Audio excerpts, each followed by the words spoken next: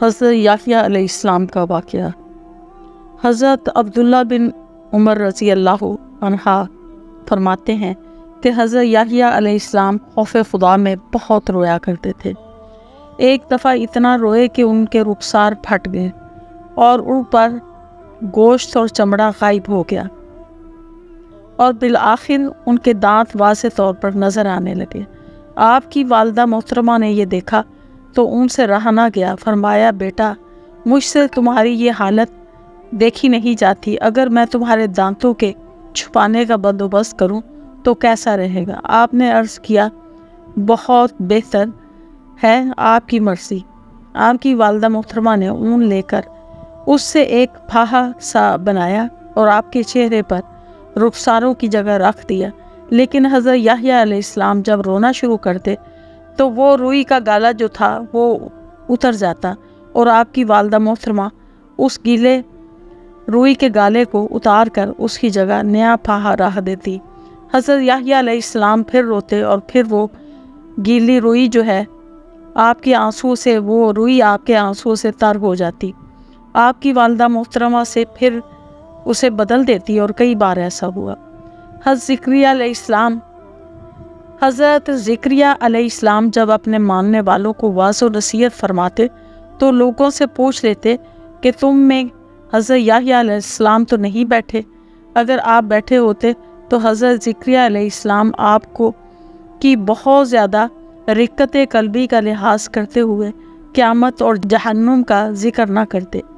ایک دن ایسا ہوا کہ حضرت یحییٰ علیہ السلام مجمع میں ایک طرف سر ڈھانپ کر چھپ کے بیٹھ گئے تاکہ حضرت زکریا علیہ السلام انہیں دیکھ نہ سکیں۔ حضرت زکریا علیہ السلام آئے اور حسب معمول واعظ شروع کرنے سے پہلے لوگوں سے پوچھا کہ تم میں حضرت یحییٰ علیہ السلام تو نہیں ہیں؟ چونکہ لوگوں کو آپ کی موجودگی کا علم نہ تھا، اس لیے سب نے کہا نہیں۔ لہٰذا آپ نے بڑے رقت آمیز لہجے میں اپنا واعظ کا آغاز کیا اور فرمایا، بھائیو، میری باتیں غور سے سنو، اب اپنے رب سے ڈرتے رہا کرو۔ ابھی میرے پاس جبرائیل امین یہ پیغام لے کر آیا ہے کہ اللہ تعالیٰ نے جہنم میں ایک درجہ تیار کر رکھا ہے جس کا نام وادی سکوان ہے۔ اس وادی میں اللہ تعالیٰ نے ایک پہاڑ بنایا ہے جس کو غضبان کہا جاتا ہے۔ جہنم کی اس وادی سے صرف وہی بچ سکیں گے جو کہ اللہ کے خوف سے بہت رویا کرتے تھے۔ حضرت یحییٰ علیہ السلام نے جب آپ کا یہ واعظ سنا تو ایک دردناک چیخ ماری اور بے ہوش ہو کر گر پڑے۔ کافی دیر بے ہوش رہنے کے بعد جب آپ کو افاقہ ہوا تو آپ نے پھر رونا شروع کر دیا، اپنے کپڑے پھاڑ دیے اور سر میں خاک ڈالتے ہوئے جنگل کی طرف چلے گئے۔ آپ کی حالت دیکھ کر سب لوگ بھی روتے ہوئے آپ کے پیچھے پیچھے جنگل کی طرف چل دیے، مگر جنگل میں بہت تلاش کرنے کے باوجود آپ کو نہ پا سکے۔ حضرت زکریا علیہ السلام اس حالت سے بہت زیادہ پریشان ہو گئے اور ان کی گمشدگی کے غم کی وجہ سے بے ہوش ہو گئے۔ لوگ آپ کو چارپائی پر ڈال کر آپ کے گھر واپس لائے۔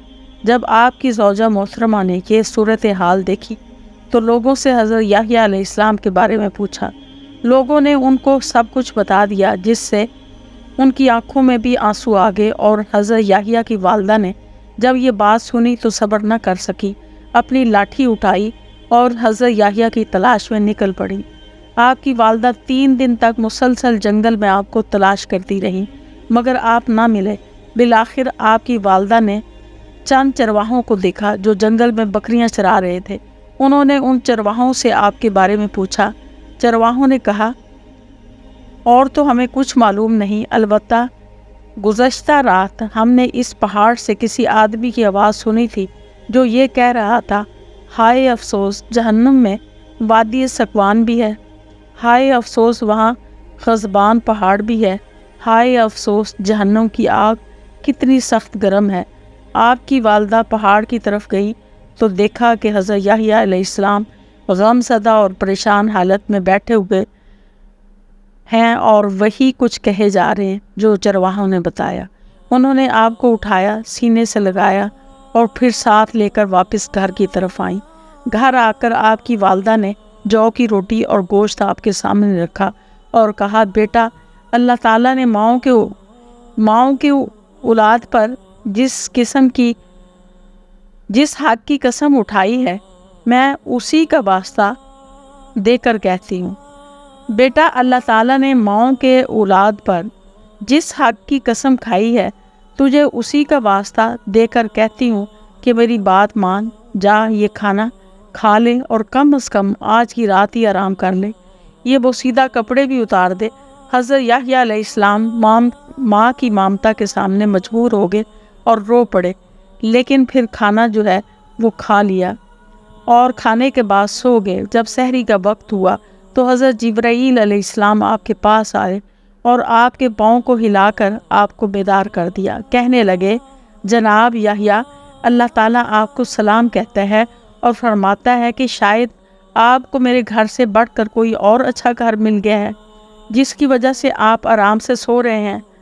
مجھے میری عزت و جلال کی قسم، اگر آپ میری جنت کو صرف ایک بار دیکھ لیتے تو ساری عمر اس کے شوق میں ہی روتے رہتے، اور اگر آپ میری بتائی ہوئی آگ کو دیکھ لیتے تو اس کے خوف سے آپ کی ہڈیاں پگھل جاتی۔ یہ سن کر حضرت یحییٰ علیہ السلام اپنے بستر سے اٹھے اور شدت غم سے روتے ہوئے باہر نکل گئے۔ اس کے بعد ان کی والدہ نے ان کی میت ہی دیکھی، حضرت یحییٰ علیہ السلام کو کسی بدبخت ظالم نے قتل کر دیا تھا۔ وآخر دعوانا الحمدللہ رب العالمین۔